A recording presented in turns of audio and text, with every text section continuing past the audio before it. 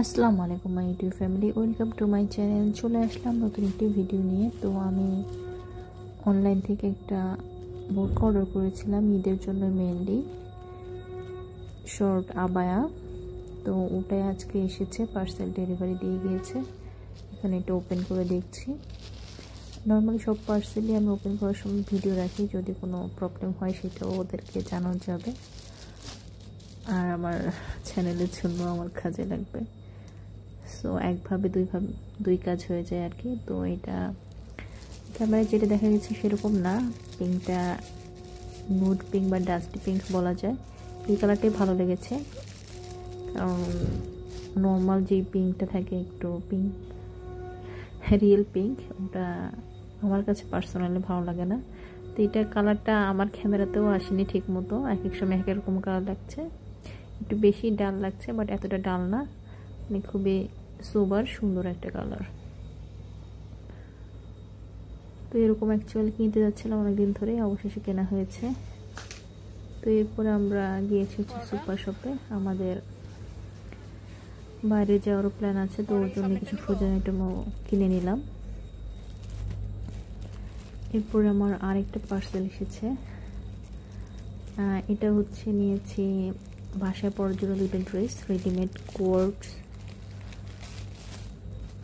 বাসায় পরার জন্য কয়েকটি ড্রেস বানিয়েছি এবার গজ কাপড় দিয়ে, বাট যেহেতু একটু লং টাইমের জন্য এবার যাওয়ার প্ল্যান, তো ভাবলাম বাসায় পরার জন্য আরও দুটো ড্রেস হলে বেটার হয়। তো এই যে একটা হচ্ছে ম্যাজেন্টা আর ব্ল্যাকের মধ্যে, আরেকটা হচ্ছে হোয়াইট কালারের মধ্যে, দুটোই ফ্রি সাইজ ড্রেস। আর এই তো পরে অবশেষে চলে এসেছে আমাদের যাওয়ার দিন। আজকে আমরা যাচ্ছি আবারও চেন্নাইতে। আজকে টিকিট কাটা হয়েছে হচ্ছে বাংলাদেশ বিমানের। তো আমরা বাসা থেকে বের হতে কিছুটা দেরি করে ফেলেছিলাম, এই জন্য অ্যাকচুয়ালি বাইরে অনেকটা সময় গিয়েছে।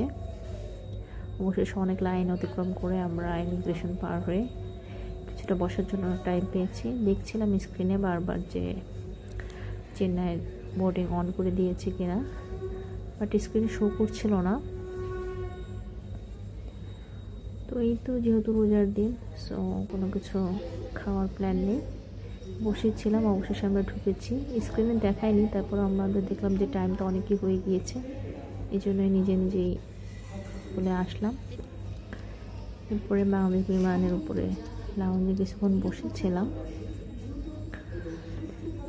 আমরা তো ভেবেছি আমাদের এই বড় এয়ার দিয়ে নিয়ে যাবো, আমার হাজব্যান্ডও বলছিলাম, আমি অবশ্য বলছিলাম যে নর্মাল তো চেন্নাইতে যাওয়ার এত বেশি প্যাসেঞ্জার হয় না, সো এত বড় বিমান মনে হয় না দিবে। তো শেষ পর্যন্ত আমার কথাই সত্যি হয়েছে,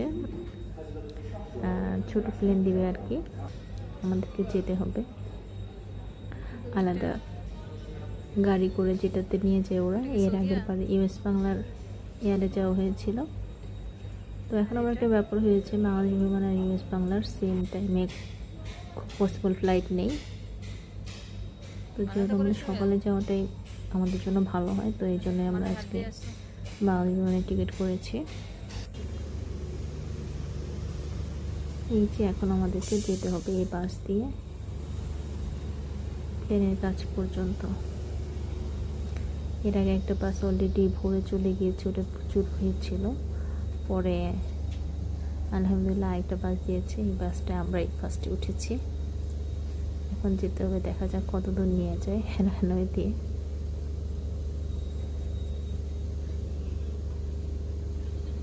অ্যাকচুয়ালি মানে ওয়েদারের এমন অবস্থা দেখে মনে হচ্ছে যে শীতকাল, আসলে না, মানে দেখে একদম কুয়াশা লাগছে।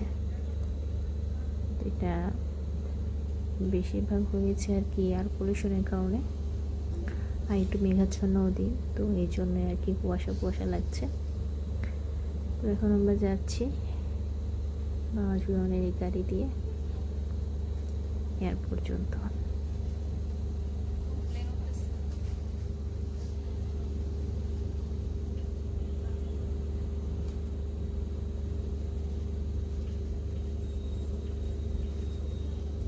হানয়তে যেতে অবশ্য ভালো লাগে, কারণ অনেক কিছু দেখা যায়। অ্যাকচুয়ালি একটা মানে এয়ারের আনুষঙ্গিক কত কিছু, কত লোক যে দরকার হয়, মানে এগুলো আর কি সব কিছু দেখা যায়। আরও যন্ত্রপাতি বিভিন্ন কিছু তো আছেই, আর আশেপাশে বিভিন্ন প্লেনের ল্যান্ডিংও দেখা যায়।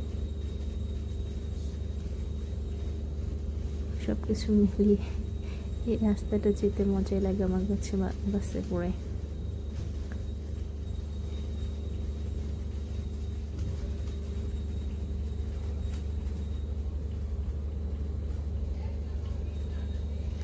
বাট এই বাসগুলোতে একটা সিস্টেম হচ্ছে বসার সিট কম, খুব পসিবল এটাতে যাতে বেশি লোক একসঙ্গে যেতে পারে এই জন্য, যাতে মানে দাঁড়িয়েও যেতে পারে এই জন্য খুব পসিবল এরকম করেছে।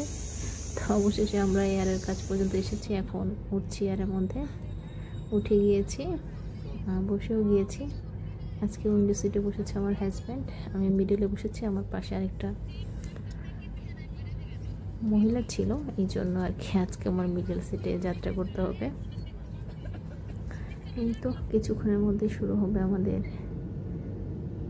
জার্নি।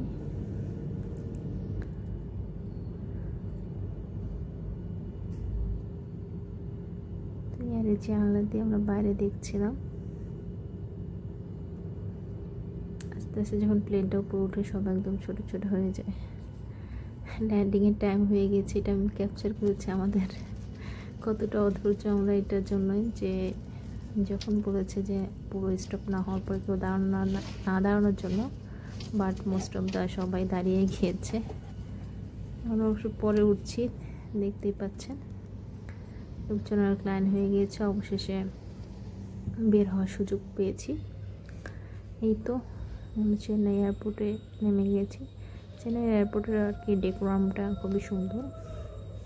ম্যাক্সিমাম এয়ারপোর্টের ডেকোরাম সুন্দর, ঢাকা এয়ারপোর্টেও খারাপ না ডেকোরাম, বাট চেন্নাই এয়ারপোর্ট হচ্ছে কিছুটা শুনশান বলা যায়, নীরব টাইপের আর কি।